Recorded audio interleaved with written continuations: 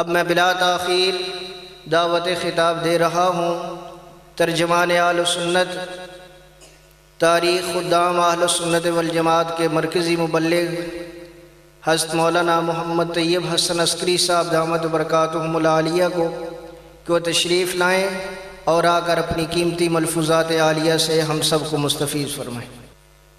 الحمد للہ نحمده ونستعینه ونستغفره ونؤمن به ونتوکل علیہ ونعوذ باللہ من شرور انفسنا ومن سیئات اعمالنا من يهده الله فلا مضل له ومن يضلل فلا هادي له ونشهد أن لا إله إلا الله وحده لا شريك له ونشهد أن سيدنا ومولانا محمدا عبده ورسوله صلى الله تبارك وتعالى عليه وسلم تسليما كثيرا كثيرا أما بعد فأعوذ بالله من الشيطان الرجيم بسم الله الرحمن الرحيم إن الدين عند الله الإسلام صدق الله العظيم يا رب صل وسلم دائما أبدا على حبيبك خير الخلق كلهم فيا رب صل وسلم دائما أبدا على حبيبك من زانت به العسر محمد سيد الكونين والثقلين والفريقين من عرب ومن عجم جاءت لدعوة الأشجار ساجدة تمشي إليه على ساق بلا قدم سلام على خير الأنام وسيدي حبيب إله العالمين محمد بشیر نذیر ہاشمی مکرم عطوف رؤوف من یسمى بأحمدی اللہم صلی علی محمد وعلی آل محمد کما صلیت علی ابراہیم وعلی آل ابراہیم انک حمید مجید اللہم بارک علی محمد وعلی آل محمد کما بارکت علی ابراہیم وعلی آل ابراہیم انک حمید مجید۔ برادران اہل سنت والجماعت، آپ حضرات کی خدمت میں اللہ رب العزت کی پاک کتاب سے ایک چھوٹی سی آیت کریمہ کا حصہ تلاوت کیا ہے۔ ان الدین عند اللہ الاسلام، اللہ کے ہاں سچا دین اسلام ہے۔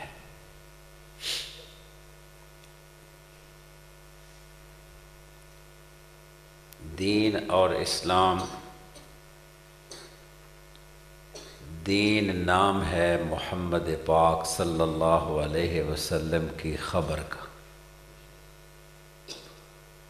جو خبر رسول اللہ صلی اللہ علیہ وسلم کی ذات اقدس سے ہم تک پہنچی ہے، اہل بیت کے ذریعہ سے یا صحابہ اکرام رضوان اللہ علیہ مجمعین کے ذریعہ سے، وہ دین ہے۔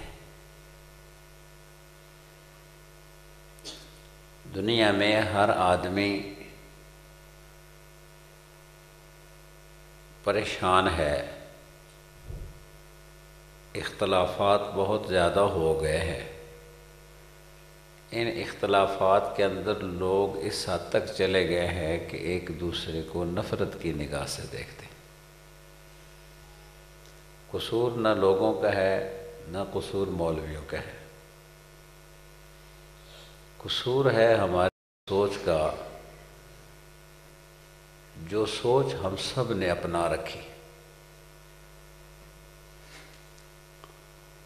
وہ سوچ ہماری یہ ہے کہ ہم سب یہ چاہتے ہیں کہ دین ہماری مرضی کے مطابق ہو۔ ہر آدمی دوسرے آدمی کی سوچ کو نہیں سمجھتا، اپنی سوچ ہم ہر کسی پر ٹھونسنے کے لیے تیار ہیں۔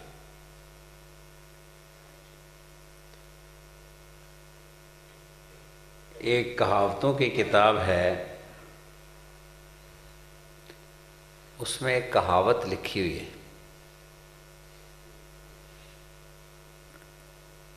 آپ تھوڑا آگے آگے آ جائیں نا جی، تب بات کرنے کا تھوڑا وہ پیچھے بیٹھے ہیں نا، مجھے نظر نہیں آ رہی ہے لائٹ جو ہے نا وہ بڑے نو چپ چنگی ہوندی ساڈے سرگودے والے آتے تھوڑا جہا اتنے آ جاؤ نا جی، نیڑے آ جاؤ بھائی جی۔ اتنے ایک گٹھ بھی ہے، ویکھو نا تلائی ڈٹھی اے پچھے ڈھول آ کے تساں بہ بینا جناب، یہ تو کوئی نہ گل ہوئی، وہ دور انجے سونکڑی آر وائیں کے بیٹھے رہنا، میں اس چولی دے نیڑے نہیں آنا، تھوڑا جہا گیڑے ہو جاؤ بھائی جی، اگاں آ جاؤ، خیر مولوی تو ڈرتے تو نہ ہو، کوئی اتھوں دے مولوی مارتے تو نہیں کہیں، کو مولوی مار دین میں شک اتھوں دے نا جڑے مسیتی آوان، اتھے بادشاہ ویکھو نا کیڑیاں سونیاں تلائیاں وچیاں، اتھے آ جاؤ ڈگی جا، جس ویلے دل کرے اٹھ کے لگ جائے، یہ اللہ دے گھر وچ بانا تو مڑ دور دور بانا۔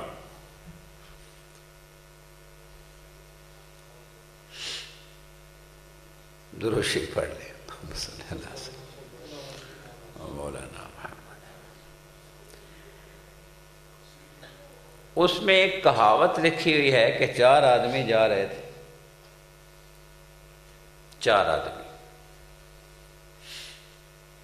تیتر کی آواز آئی، کالا تیتر بولیا،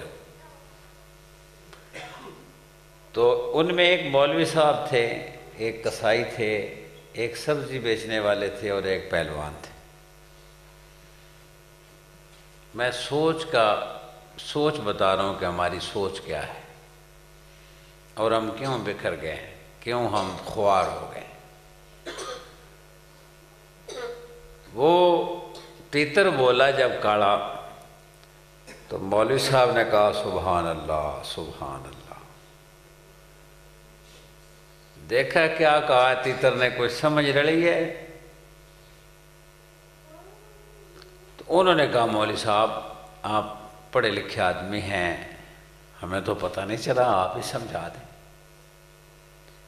مولوی صاحب نے کہا جی یہ کالا تیتر کہہ رہا ہے سبحان تیری قدرت۔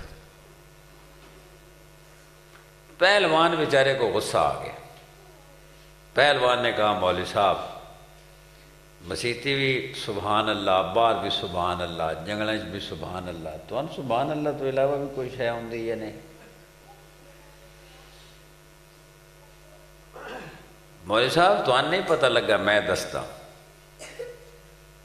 پہلوان نے کہا جی تیتر کہہ رہا ہے کھا گھی کر کثرت، کھا گھی کر کثرت، یہ سبحان تیری قدرت نہیں کہہ رہا، یہ کہہ رہا ہے کھا گھی کر کثرت۔ پہلوان تھا نا، گھی کھانا، کثرت کرنا، مشقت اٹھانا، ورزش کرنا، کثرت کہتے ہیں ورزش کو، تو اسے اپنے مزاج کے مطابق بات سمجھ آئی، کھا گھی کر کثرت۔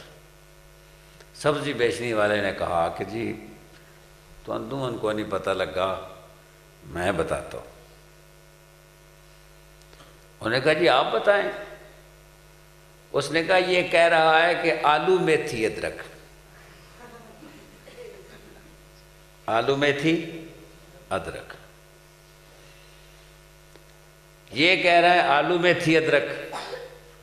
اب چونکہ سبزی بیچنے والا تھا اس نے اپنے ذہن کے مطابق بات کی۔ کسائی جو ہے اس نے کہا تم تینوں کو سمجھ نہیں آئی، تمہیں میں سمجھاتا ہوں، تم بڑے پاگل ہو۔ یہ کہہ رہا ہے کہ سری پائے ٹاک رکھ، سری پائے، کسائی جو ہے وہ گوشت جو ہے نا وہ لٹکا دیتے ہیں اور سریاں اور پایوں کے اوپر مکھیاں نہ بیٹھیں تو اوپر وہ ڈال دیتے ہیں کپڑا، سری پائے ٹاک رکھ۔ 4 آدمی تھے، ایک مولوی صاحب تھے، ایک پہلوان تھا، سبزی بیچنے والا تھا اور گوشت بیچنے والا۔ اب چاروں آدمی ہیں، آواز ایک ہے، آدمی 4 ہے۔ چاروں آدمیوں نے اپنے اپنے ذہن کے مطابق اس آواز سے بات اخذ کی، حالانکہ آواز کا قصور نہیں، ان آدمیوں کے ذہنوں کا قصور ہے۔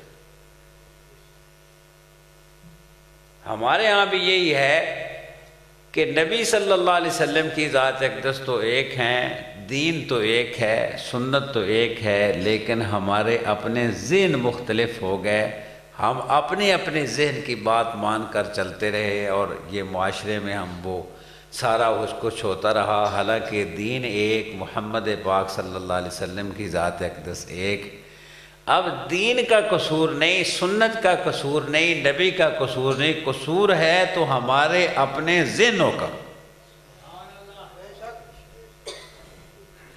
ذہن ہمارا ایسا ہو گیا کہ ہم مولوی کی بات کو تسلیم ہی نہیں نہ کرتے۔ ہم کہتے ہیں مولوی تو بے وقوف آدمی، سے کیا پتہ۔ نہ مولوی کے پاس بیٹھتے ہیں، نہ مولوی کے پاس جاتے ہیں، نہ مولوی سے مسئلہ پوچھتے ہیں، نہ مولوی کی بات مانتے ہیں۔ مولوی کہتے ہیں نماز پڑھو، کہتے ہیں تسی ویلے باشو سنتے اور دندے بتیرے۔ مولوی کہے زکوٰۃ ادا کیا کرو، کہتے ہیں جی یہ اپنے لیے لیتے ہیں جی کھانے کے لیے، اور کیا ہے جی۔ ہم نے جب اپنی مزاج اور ذہن کے مطابق دین سمجھنا شروع کر دیا اور رسول اللہ صلی اللہ علیہ وسلم کی ذات اقدس کے دامن سے ہٹ گئے، اس وقت ہم شیطان کے مکمل نرغے میں آئے۔ سب سے پہلے نفرت ہماری علماء سے اور مسجدوں سے پیدا ہوئی۔ پھر وہی لوگ جو علماء کے خلاف باتیں کرنے والے تھے، آہستہ آہستہ آہستہ آہستہ وہ اپنے آپ کو علامہ کہلوانے لگ گئے، اپنے آپ کو جو ہے وہ دین کا ٹھیکیدار بنانے لگ گئے۔ پھر آہستہ آہستہ مولوی ٹھیک نہیں، قاری ٹھیک نہیں، مصلی پہ قبضہ کر لیا، پھر ممبر پہ قبضہ کر لیا، پھر مسجد پہ قبضہ کر لیا۔ دین والے جو ہیں وہ دور ہٹتے گئے، بے دین جو ہے وہ مسجدوں پر قابض ہوتے گئے۔ حال ہمارا یہ ہے کہ ایک گھر میں دو سگے بھائی ایک مقام پر کھانا نہیں کھاتے۔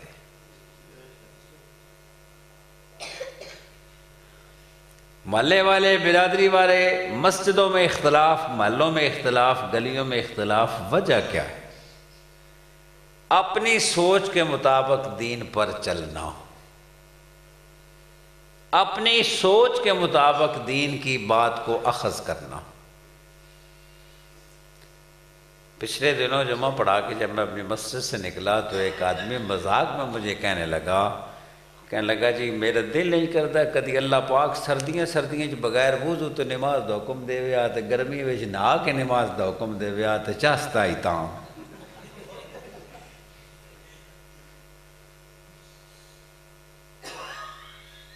میں نے سوچتا رہا، میں نے کہا یہ ذہن میں اس کی بات آئی ہے تب اس نے کی ہے، ورنہ تو نہیں کرتا۔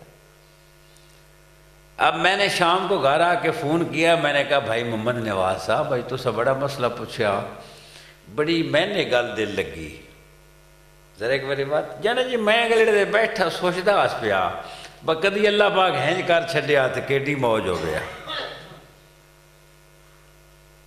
ہم سوچتے رہتے ہیں، پروپیگنڈے سوچتے ہیں، دین کے خلاف، دین میں نئی نئی چیزیں نکالنے کی کوشش کرتے رہتے ہیں۔ ذہن چھوٹا ہے، ذات دی کلیے تو چٹا شتیر نو، رہتے زمین پر ہیں، ڈالتے کماند آسمان پر، کوشش کر رہے ہیں کہ آسمان پر ہماری کماند۔ قصور اتنا ہے کہ ہم اپنی سوچ بدل لیں، اپنے مزاج کے مطابق دین کو نہ ڈھالیں بلکہ دین کے مطابق اپنے مزاج کو ڈھالیں، اختلاف ختم ہو جائیں۔ بات وہی ہے کہ آواز ایک ہے، چار آدمی ہیں، اپنے اپنے مزاج کے مطابق اس آواز سے وہ اپنا اپنا مطلب نکال رہے ہیں۔ سبزی والا اپنا مطلب نکال رہا ہے، پہلوان اپنا مطلب نکال رہا ہے، مولوی صاحب اپنا مطلب نکال رہے ہیں۔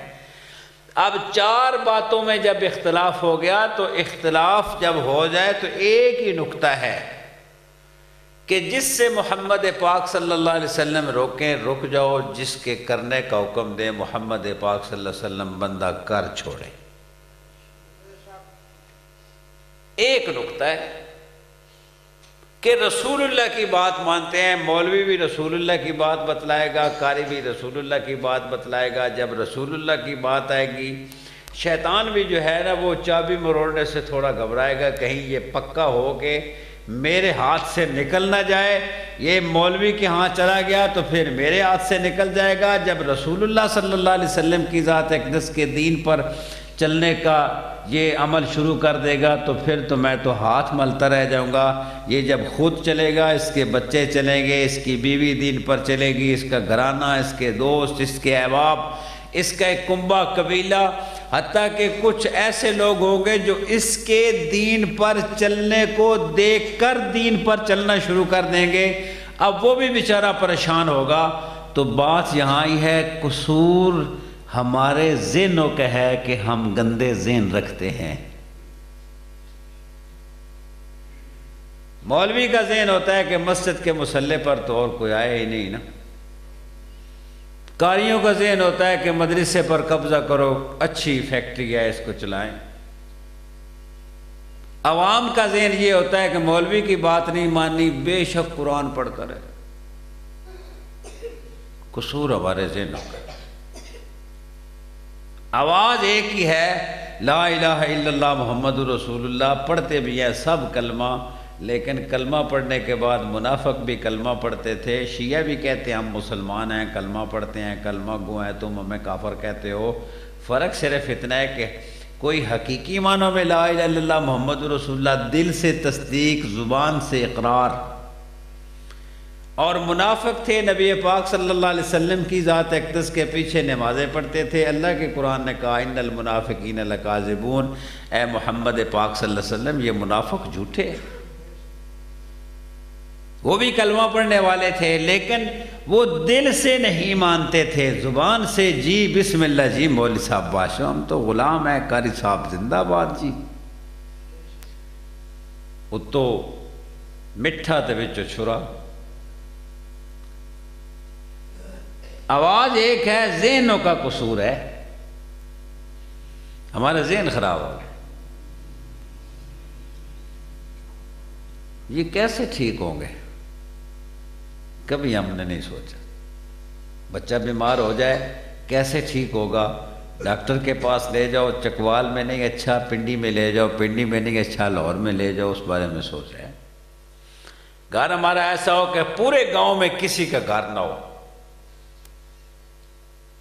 بھینس ہم ایسی رکھیں کہ کسی اور کے ہاں اس قسم کی بھینس نہ ہو، کپڑا ہم وہ پہنے، کسی دوسرے کے تن پر وہ کپڑا نہ ہو، جوتا وہ پہنے کہ لوگ دور سے دیکھے کہ اس نے جوتا 3000 4000 کا پہنا ہوا ہے۔ اس طرف ہماری سوچ ہے، اس طرف ہماری سوچ ہے کہ ہمارا اسکول میں بچہ غیر حاضر کیوں رہا۔ ہم نے کبھی نہیں سوچا ہم نے کتنی نمازیں چھوڑ دی، ہم نے کبھی نہیں سوچا کہ ہمارا بچہ مدرسے میں گیا ہے کہ نہیں، ہم نے کبھی نہیں سوچا کہ ہم آج دین کے کتنے وہ کام ہیں جو ہم سے چھوٹ گئے، تو ہم نے کتنی نمازیں چھوڑی، ہم سے کون کون آدمی ناراض ہے۔ دین صرف مسجدوں کے لیے نہیں آیا، دین تو گلی محلوں میں، دین تو چولہے پر دین ہے، گلی میں، برادری میں، بھائیوں میں، ماں باپ، یہ سارے کا سارا سسٹم دین کے ماتحت ہو جائے تو پھر اختلاف ختم ہو جائے۔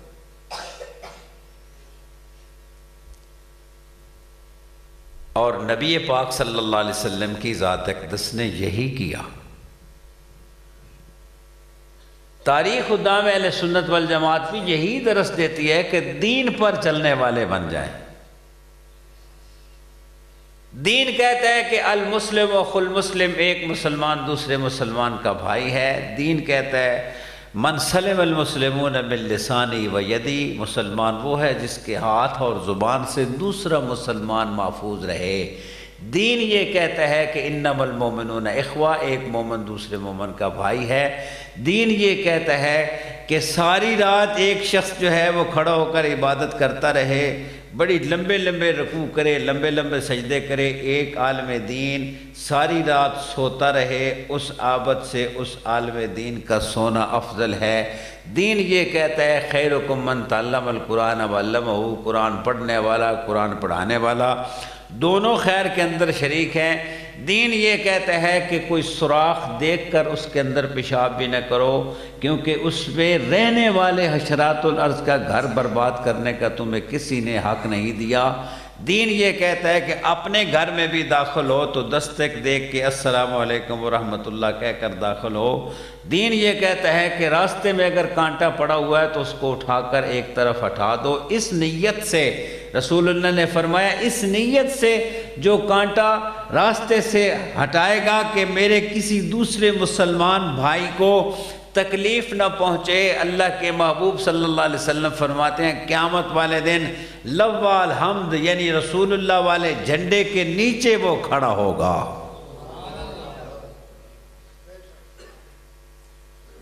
دین نے نفرت نہیں سکھائی، دین میں سختی بھی نہیں ہے۔ لا اکراہ فی الدین، جو مولوی سختی کرتے ہیں وہ میں تو دیندار نہیں تسلیم کرتا۔ دین میں سختی نہیں ہے۔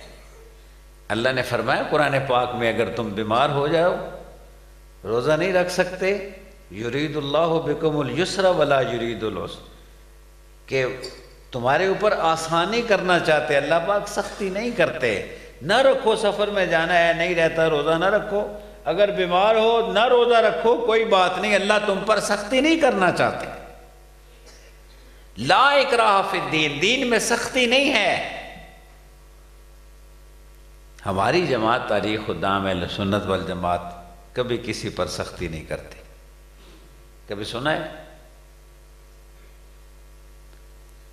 معتدل دعوت اور تبلیغ والا سسٹم ہے ہمارا، جہاد والا تو ہے نہیں۔ اور ساری باتیں ایک طرف رکھ کے آپ سوچیں کہ جو شخص بھی دین کے مطابق زندگی گزارتا ہے وہ دنیا میں آسان زندگی گزارتا ہے۔ جو دیندار ہوتا ہے ہر چیز اس کی فرما بردار ہوتی۔ اللہ کے نبی محمد پاک صلی اللہ علیہ وسلم کی ذات اقدس کے پاس ایک شخص آیا، یا رسول اللہ صلی اللہ علیہ وسلم یہ میرا اونٹ ہے، یہ بغاوت کرتا ہے، سرکشی کرتا ہے۔ اللہ کے محبوب صلی اللہ علیہ وسلم نے اونٹ سے پوچھا تمہیں کھانا اچھا دیتا ہے، ہٹا کٹے ہو، پھر بھی تم اس کا کہنا نہیں مانتے، پھر بھی تم وزن نہیں اٹھاتے؟ تو اس نے کہا یا رسول اللہ صلی اللہ علیہ وسلم یہ میرا مالک ہے، مجھے کھانا دیتا ہے، پینا دیتا ہے، مجھے سارے میرے معاملات درست ہیں، لیکن یہ اپنے مالک کا نافرمان ہے، میں اس کا نافرمان ہوں۔ یہ اپنے مالک کا نافرمان ہے اور میں اس کا نافرمان ہوں یا رسول اللہ صلی اللہ علیہ وسلم، یہ میرا مالک عشاء کی نماز نہیں پڑھتا، جب یہ اپنے مالک کا نافرمان ہے میں اس کی فرما برداری کیسے کروں؟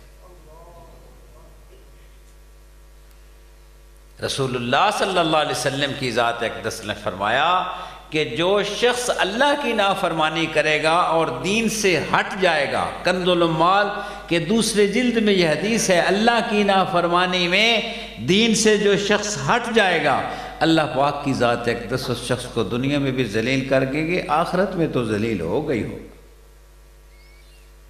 اور امام غزالی رحمۃ اللہ علیہ فرماتے ہیں سب سے بڑی ذلت یہ ہے کہ ایک مسلمان دوسرے مسلمان سے نفرت کرے، ایک مسلمان دوسرے مسلمان سے نفرت کرے، یہ سب سے بڑی ذلت ہے کہ ایک مسلمان ہے کلمہ پڑھنے والا اور یہ رشتہ ہمارا اللہ اور اللہ کے رسول نے قائم کیا ہے۔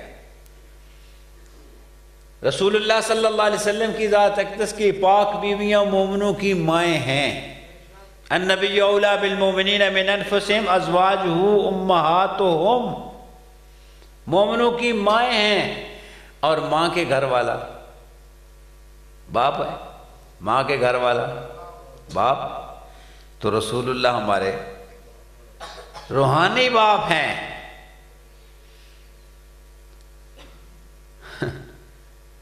ہم رسول اللہ کی 3 ولادتیں مانتے ہیں۔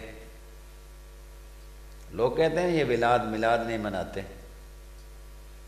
لوگ کہتے ہیں نا ہم رسول اللہ کی 3 ولادتیں مانتے ہیں۔ لوگ تو ایک ہی ولادت کا تذکرہ کرتے ہیں نا، ناچنا کودنا، جشن کرنا، کھانا پینا، میٹھے چول، اس محلے چلو جی اس جلوس بچ بہنا جناب اتھے ماشاءاللہ جی چول سلونن تے وچ قیمہ پایا ہے نا۔ کوئی کہتا ہے جی اس محلے میں جائیں گے میلاد منانے کے لیے، وہاں جلیبی اور مٹھائی تقسیم ہوگی۔ لالچ کی بنیاد پر مختلف ذائقے، ہر گلی میں الگ ذائقہ ہے، جو جس کسی کو ذائقہ پسند ہے وہ ذائقہ لینے کے لیے چلا جاتا ہے۔ ہم علماء دیوبند 3 ولادتوں کے قائل ہیں۔ ایک ولادت رسول اللہ کی نورانی ولادت بھی ہے کہ رسول اللہ صلی اللہ علیہ وسلم کی ذات اقدس کی نورانی ولادت کیا ہے؟ محمد پاک صلی اللہ علیہ وسلم کی ذات اقدس فرماتے ہیں کہ اللہ پاک کی ذات پاک نے مجھے یعنی میں محمد کے نور کو آدم علیہ السلام سے 14,000 سال پہلے پیدا فرمایا۔ تقریر میں کوئی نہیں کرنی، گلاں سیدھیاں کر دیں۔ یاد رکھیں، دوستوں کو بتائیں کہ ہم سے اگر نور اور بشر کی بنیاد پر نفرت کرتے ہو تو یہ تم غلط سوچ رہے ہو۔ ہم رسول اللہ صلی اللہ علیہ وسلم کی ذات اقدس کو نور مانتے ہیں، اور نور ذاتی اللہ کا نہیں مانتے۔ قل هو اللہ احد اللہ الصمد لم یلد ولم یولد ولم یکن لہ کفوا احد۔ اللہ فرماتے ہیں مجھ میں سے کوئی نہیں اور میں کسی میں سے بھی نہیں ہوں، مجھ سے بھی کوئی نہیں، میرا کوئی کنبہ نہیں، کوئی قبیلہ نہیں، مجھ میں سے کوئی نہیں۔ تو من نور اللہ کو ہم نہیں مانتے، نور مانتے ہیں، اس لیے کہ اللہ کے نور کے فیض سے محمد پاک صلی اللہ علیہ وسلم کی ذات اقدس نور ہیں۔ اللہ کے نور کے فیض سے محمد پاک صلی اللہ علیہ وسلم نور ہیں۔ اور بریلوی مسلک کے علماء میں بھی یہ بات ہے کہ جو نبی کو نور نہ مانے وہ گمراہ ہے، اور جو نبی کے بشر نہ مانے وہ کافر ہے۔ جو نبی کو نور نہ مانے وہ گمراہ ہے، اور جو نبی کو بشر نہ مانے وہ کافر ہے۔ ہم کہتے ہیں ہم رسول اللہ صلی اللہ علیہ وسلم کی بشریت کے بھی قائل ہیں اور نبی پاک صلی اللہ علیہ وسلم کی نورانیت کے بھی قائل ہیں۔ نبی پاک صلی اللہ علیہ وسلم کی ذات اقدس کی وجود پاک کو مٹی سے بنایا گیا۔ سمجھو، مولانا احمد رضا خان صاحب بریلوی سے سوالات ہوئے، فتاوی افریقہ نام ہے کتاب کا، اور اس میں افریقہ سے سوال ہے، کو تقریباً 111-12 سوال آئے، تو مولانا احمد رضا خان صاحب بریلوی نے اس کے جواب لکھا، اور جواب میں ایک شخص کہتا ہے منہا خلقناکم وفیہا نعیدکم ومنہا نخرجکم تارۃ اخری۔ اس کتاب اس آیت کے ماتحت کہ جس انسان کا جہاں سے خمیر لیا جاتا ہے اسی مقام پر اس انسان نے دفن ہونا ہوتا ہے۔ اب اس آیت کے ماتحت اس سوال کے جواب میں مولانا احمد رضا خان صاحب بریلوی نے فتاوی افریقہ میں مسند احمد ابن حنبل کی حدیث درج فرمائی ہے کہ عبداللہ ابن مسعود رضی اللہ تعالیٰ فرماتے ہیں کہ اللہ پاک کی ذات اقدس نے مجھے، ابو بکر کو اور عمر کو جنت کی مٹی سے بنایا۔ اللہ کے محبوب فرماتے ہیں مجھے یعنی میں محمد کو، ابو بکر کو، عمر کو، اللہ نے مجھے اور عمر کو اور ابو بکر کو جنت کی مٹی سے بنایا، یعنی جنت کی مٹی سے وجود پاک بنا، جہاں سے ابو بکر صدیق کا وجود بنا، عمر فاروق کا وجود بنا۔ اور یہ اللہ کے قرآن کی آیت گواہ ہے، جہاں رسول اللہ موجود ہیں وہیں ابو بکر صدیق موجود ہیں، وہیں عمر فاروق موجود ہیں، اور جس مٹی میں موجود ہے وہ مٹی زمین کی مٹی نہیں بلکہ وہ جنت کا ایک ٹکڑا ہے، جنت کا ایک ٹکڑا ہے۔ اور جنت میں مردے بھی نہیں ہوتے۔ رسول اللہ فرماتے ہیں ما بین بیتی و منبری روضۃ من ریاض الجنہ، میرے گھر اور میرے منبر کے درمیان جو جگہ ہے وہ جنت کے باغوں میں سے باغ ہے۔ ملا علی قاری حنفی رحمہ اللہ مرقات شرح مشکات میں فرماتے ہیں کہ جو شخص ریاض الجنہ میں نفل پڑھ کے قسم اٹھائے کہ میں نے ریاض الجنہ میں نہیں بلکہ جنت میں نفل پڑھے ہیں، اس شخص کی قسم سچی ہے کیونکہ اس نے واقعہ ہی جنت میں نفل پڑھے۔ اب وجود جنت کی مٹی سے بنایا، اور جنت کی مٹی سے بنانے کے بعد اللہ پاک نے اپنے نور کے فیض سے محمد پاک صلی اللہ علیہ وسلم کا روح مبارک بنایا، اور وہ نور محمدی ہے جو روح محمدی ہے، اور روح محمدی کو وجود محمدی کے اندر اللہ پاک کی ذات اقدس نے جب ڈال دیا تو وہ محمد پاک صلی اللہ علیہ وسلم کا باطن بھی ہے، محمد پاک صلی اللہ علیہ وسلم کا ظاہر بھی ہے، محمد پاک صلی اللہ علیہ وسلم کی بشریت بھی ہے، محمد پاک صلی اللہ علیہ وسلم کی نورانیت بھی ہے، محمد الرسول اللہ کی روحانیت بھی ہے، اور اللہ پاک کی ذات اقدس نے اس وجود پاک میں نور محمدی جو روح محمدی ہے اس میں جب ڈالا تو اللہ پاک کی ذات اقدس کے پیارے محبوب محمد پاک صلی اللہ علیہ وسلم کے اس نور مبارک کو 14,000 سال پہلے آدم علیہ السلام کے اللہ نے پیدا فرمایا۔ ہم محمد پاک صلی اللہ علیہ وسلم کی نورانی ولادت کے بھی قائل ہیں اور رسول اللہ کی جسمانی ولادت سے بھی قائل ہیں۔ اب نورانی ولادت کے بعد تیسری ایک اور ولادت ہوئی، اور وہ روحانی ولادت ہے جو اصل مقصد ہے، جو اصل مقصد ہے۔ رسول اللہ صلی اللہ علیہ وسلم 40 سال مکہ میں رہے، کسی کو کچھ نہیں کہا، جو کچھ کرتا پھرتا ہے آپ خاموشی سے چلے جاتے غار حرا میں اپنی عبادت فرماتے، کسی کو کچھ نہیں کہا، برادری کو، کنبے کو، کوئی بتوں کے سامنے سجدہ ریز ہے، کوئی جو کرتا ہے کرتا پھرے، نہیں کچھ کہا۔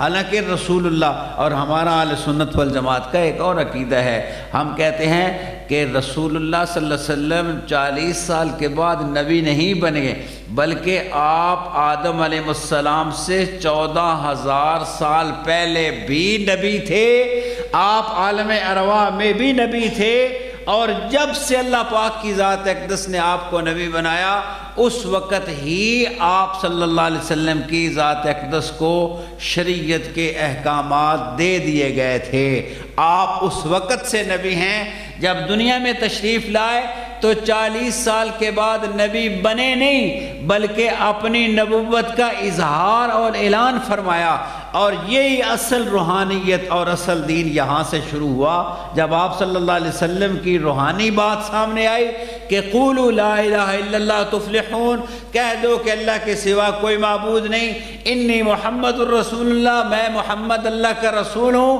پھر آپ صلی اللہ علیہ وسلم نے فرمایا صلو کما رأیتمونی اصلی، تم اس طرح نماز پڑھو جس طرح میں محمد نماز پڑھتا ہوں، تم اس طرح لباس پہنو جس طرح میں محمد لباس پہنتا ہوں، تم اس طرح چال بناؤ جس طرح میں محمد کی چال ہے، تم اس طرح چہرہ بناؤ جس طرح میں محمد کا چہرہ ہے، تم اس طرح اخلاق اپناؤ جس طرح میں محمد کے اخلاق ہیں، تم اس طرح دنیا میں رہو جس طرح میں محمد رہتا ہوں، تم میری طرح مسواک کرو، میری طرح قیام کرو، میری طرح ہاتھ باندھو، میری طرح رکوع کرو، میری طرح سجدہ کرو، میری طرح معاملات کرو، میری طرح مدالات کرو، میری طرح ہی سخاوت کرو، جس طرح میں احکامات دیتا ہوں ان حکموں کے پابند ہو جاؤ۔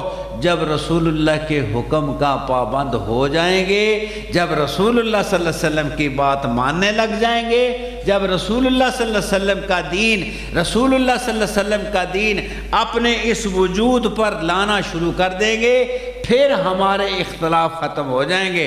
پھر کوئی اگر شخص کہے گا میاں تم نے داڑھی کیوں رکھی ہے، تو ہم کہیں گے میاں یہ 1,24,000 انبیاء اکرام علیہ السلام کی سنت ہے اور میرے محبوب کی سنت ہے۔ میاں تم نے یہ ایسا لباس کیوں پہنا ہوا ہے، ہم کہیں گے میاں یہ محبوب محمد پاک صلی اللہ علیہ وسلم کی سنت ہے، جس طرح تم رسول اللہ کو مانتے ہو اس طرح میں بھی مانتا ہوں، یہ تو میرے محبوب کی۔ جب ہم یہ بات کریں گے پھر اختلاف کرنے والے سوچے گا یار کلمہ تو میں بھی پڑھتا ہوں اسی نبی کا جس نبی کا یہ کلمہ پڑھتے ہیں، چھوڑ یار یہ سچا ہے میں جھوٹا ہوں، کم از کم آپ جیسا نہیں ہوگا تو آپ سے اختلاف بھی نہیں کرے گا۔ اب سمجھیں، جب دین رسول اللہ صلی اللہ علیہ وسلم کی خبر کا نام ہے، جب رسول اللہ صلی اللہ علیہ وسلم کا دین، رسول اللہ کی حدیث یہ دین ہے، سنت دین ہے محمد پاک صلی اللہ علیہ وسلم کا، تو ہمیں کہاں سے ملے گی؟ ہمیں کہاں سے ملے گی؟ سمجھے بات، یہ بچے خاموش، بات سمجھیں، کہاں سے ملے گی سنت؟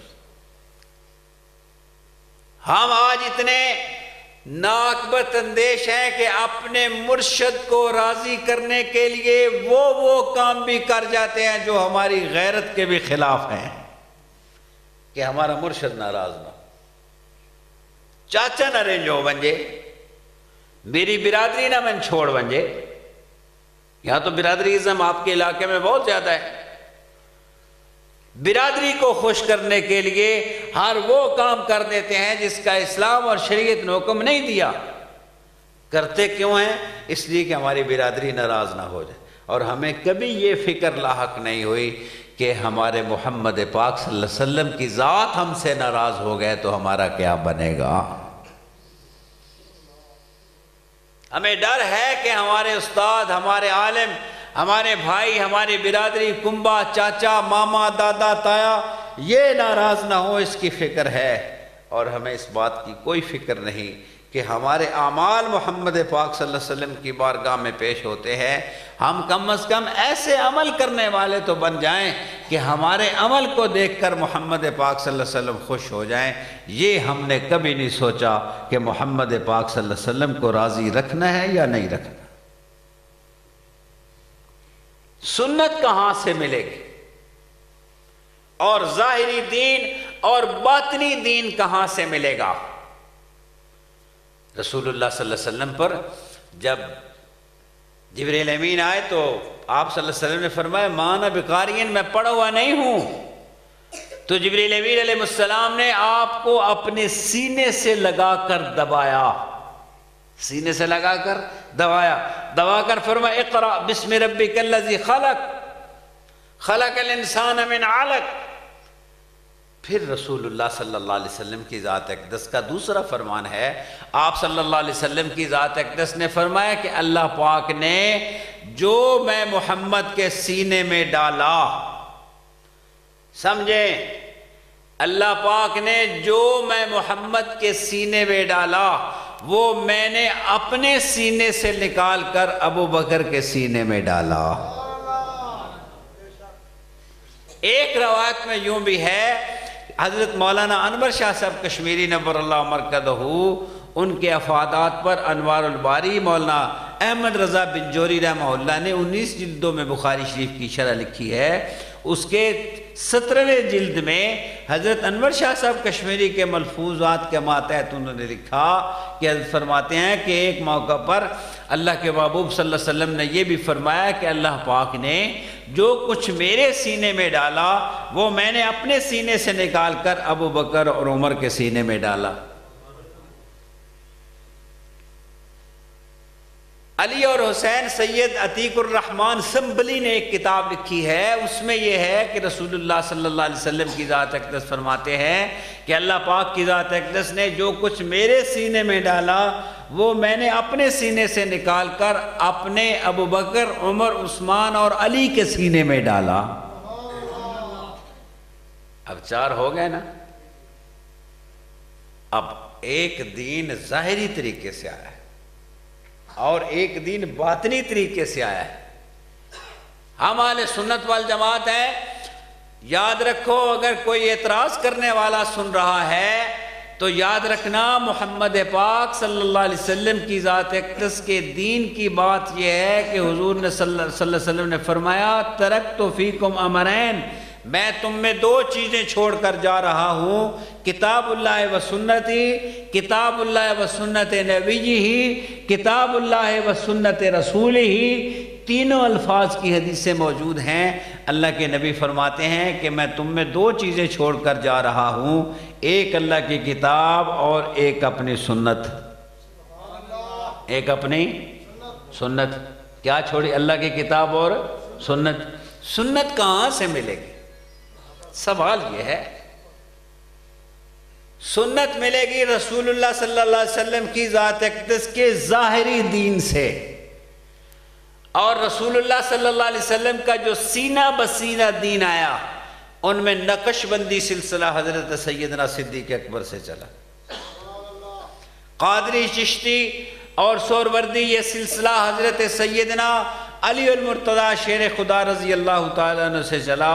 ہم اہل سنت والجماعت نہ رافضی ہیں نہ خارجی ہیں۔ ہم محمد پاک صلی اللہ علیہ وسلم کے صحابہ کو ایک آنکھ کی روشنی سمجھتے ہیں اور رسول اللہ کی اہل بیت کو دوسری آنکھ کی روشنی سمجھتے ہیں۔ ہم کانے نہیں ہیں کہ ایک آنکھ کی روشنی ہماری نہ ہو دوسری آنکھ کی ہو، ہم پورے کے پورے دیکھنے والے ہیں۔ ایک آنکھ کی روشنی ہماری اہل بیت ہیں، ایک آنکھ کی روشنی ہمارے صحابہ اکرام رضوان اللہ علیہ اجمعین ہیں۔ اب نبی کی ساری جماعت پر بھی ایمان رکھنے والے ہیں اور سیدنا محمد پاک صلی اللہ علیہ وسلم کی اہل بیت پر بھی ایمان رکھنے والے ہیں۔ اہل بیت کے متعلق رسول اللہ صلی اللہ علیہ وسلم کی ذات اقدس نے فرمایا کہ میری اہل بیت کشتی نوح کی مثال ہے۔ یہ ترمذی شریف میں حدیث ہے۔ اور صحابہ کے بارے میں فرمایا کہ میرے صحابہ اصحابی کالنجوم بأیہم اقتدیتم اہتدیتم، میرے صحابہ ستاروں کی مانند ہیں۔ اور ایک روایت آپ کو اور سنا دوں، کنز العمال کے پہلے جلد میں کتاب الایمان میں علی متقی الہندی رحمہ اللہ ایک حدیث لائے ہیں۔ حضور فرماتے ہیں میرا دین سمندر کی مثال ہے۔ دین کی بات ذہن میں رکھنا، میں کوشش کرتا ہوں موضوع سے نہ ہٹوں، تو ضمناً بات آ جائے تو الگ بات، کہ میرا دین سمندر کی مثال ہے اور میرے صحابہ ستاروں کی مثال ہے، میری اہل بیت کشتی نوح کی مثال ہے۔ آؤ ہم سمندر میں سفر کرتے ہیں، سب سے پہلے کشتی کی ضرورت ہوگی، سڑکیں نہیں ہوتی، سمندر میں سڑکیں نہیں ہوتی، سمندر میں سفر کرنے کے لیے کشتی پر بیٹھنا پڑے گا، اور کشتی ہمارے پاس اہل بیت کی صورت میں موجود ہے۔ پھر جب سمندر میں کشتی پر سفر شروع کر دیں گے تو سمندر میں راستہ دیکھنے کے لیے ستاروں سے روشنی لینی پڑتی ہے، ستاروں سے راستہ لینا پڑتا ہے۔ یہ مشرق کا ستارہ ہے، یہ مغرب کا ستارہ ہے، یہ شمال کا ستارہ ہے، یہ جنوب کا ستارہ ہے، وہاں ستاروں سے دیکھ کر جو ہے وہ راستے کا تعین کرنا پڑتا ہے کہ یہ مشرق کی طرف جا رہا ہے، مکہ اسی طرف ہے، مدینہ اس طرف ہے، جدہ اس طرف ہے۔ اب ہم ستاروں سے، اور جب ستاروں میں روشنی نہیں ہوتی جہاز کے سنگل ڈال دیتے ہیں کہ اب سفر ناممکن ہے، کیونکہ ستاروں سے راستہ تلاش کرنا ہوتا ہے۔ ستارے جو ہیں وہ ہیں نہیں، اس لیے جب تک ستارے نہیں چمکیں گے رات کا سفر نہیں کر سکتے، کیونکہ اگر بغیر ستاروں کے سفر کریں گے کوئی پتہ نہیں ہمارا جہاز کس طرف سے کس سمت چلا جائے، گمراہ ہو جائیں گے۔ ستارے چمکیں گے اس کے بعد اگلا سفر شروع کریں گے، اور کشتی نہ ہو تو بھی سمندر میں سفر ممکن نہیں، اور ستارے نہ ہوں تو بھی سمندر میں اندر جو ہے وہ سفر ممکن نہیں۔ آج کی سائنس کہتی ہے کہ ستاروں کے اندر روشنی اپنی نہیں ہوتی، سمجھنا۔ آج کی سائنس کہتی ہے کہ ستاروں کے اندر اپنی روشنی نہیں ہوتی، ستارے یا تو سورج سے روشنی لیتے ہیں یا ستارے چاند سے روشنی لیتے ہیں، چاند سے ستارے روشنی لے کر روشن ہوتے ہیں، یا سورج سے جو ہے وہ ستارے روشنی لے کر روشن ہوتے ہیں۔ صحابہ کو ستارے، رسول اللہ نے فرمایا، حضرت عائشہ صدیقہ رضی اللہ تعالی عنہ فرماتی ہے کہ اے ابا جان مجھے خواب کی تعبیر بتلائیں کہ آسمان سے 3 چاند اترے، وہ مکہ کی سرزمین پر آئے، مکہ کی سرزمین سے وہ طلوع ہوئے، مدینہ کی سرزمین پر آئے، مدینہ کی سرزمین پر پھر مکہ میں غروب ہوئے، پھر مکہ سے وہ 3 چاند جو ہیں وہ چڑھے، ان میں سے ایک چاند جو ہے وہ میرے حجرے کے اندر آ کر غروب ہو گیا۔ یہ خواب تھا حضرت عائشہ صدیقہ رضی اللہ تعالی عنہا کا۔ حضرت عائشہ صدیقہ کو ابو بکر صدیق نے کوئی جواب نہیں دیا، خاموش ہو گئے۔ جب رسول پاک صلی اللہ علیہ وسلم کی ذات اقدس نے اس دنیا سے پردہ فرمایا اور آپ کی قبر مبارک اس ریاض الجنہ کے اندر بنی، آپ جب اس حجرہ پاک میں اس جنت میں تشریف لے گئے تو حضرت سیدنا ابو بکر صدیق رضی اللہ تعالیٰ عنہ نے فرمایا، اے عائشہ جو تم نے مجھ سے خواب پوچھا تھا کہ ایک چاند 3 چاندوں میں سے ایک چاند اتر کر جو ہے وہ میرے اس حجرے میں غروب ہو گیا، ان میں آج ایک چاند اتر کر تیرے حجرے میں غروب ہو گیا۔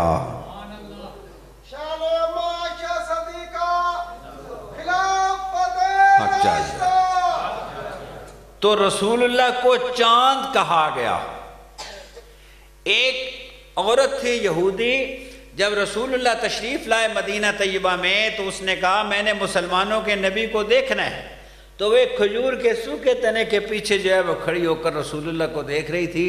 جب رسول اللہ آئے تو اس نے کہا، اس نے دیکھ کر رسول اللہ کی طرف اشارہ کیا ایسے، اور اس نے کہا محمد پاک صلی اللہ علیہ وسلم کی ذات اقدس کی طرف دیکھ کر طلع البدر علینا وافتقت منہ البدور مثل حسنک ما رأینا قط من وجه السرور۔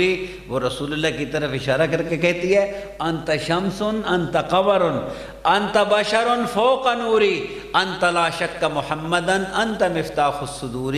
اس میں وہ کہتی ہے رسول اللہ کو تو چاند بھی ہے، تو سورج بھی ہے، تو انسان ہے، تو ایسا انسان ہے کہ نوریوں سے بھی اعلیٰ ہے، اس میں کوئی شک نہیں، تو ہی محمد پاک صلی اللہ علیہ وسلم کی ذات اقدس ہیں جو ہمارے سینوں کو کھولنے کے لیے آئے ہیں۔